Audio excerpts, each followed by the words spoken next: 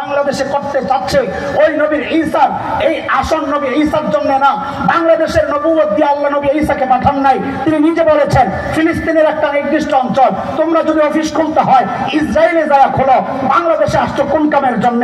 2 নম্বর অপরাধ, যেই নবী ঈসার ধর্মের প্রচার ওরা করছে সেই নবী ঈসাকে আল্লাহ মুসলমানদের নবুয়ত দিয়ে পাঠান নাই। তিনি নিজে বলেছেন ইয়া বনি ইসরাইল ইন্নী রাসূলুল্লাহ ইলাইকুম, ও বনি ইসরাইল আল্লাহ আমাকে তোমাদের রাসূল বানায়া পাঠাইছেন।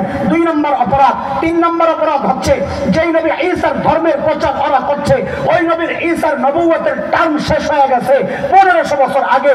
এই জন্য ওদেরকে ধৈর্য ধৈরা কমপক্ষে 1500 পিঠে দেওয়া দরকার। কথা করতে আমরা পিঠা দিতে চাই না, আমরা শুধু জানায়া দিতে চাই।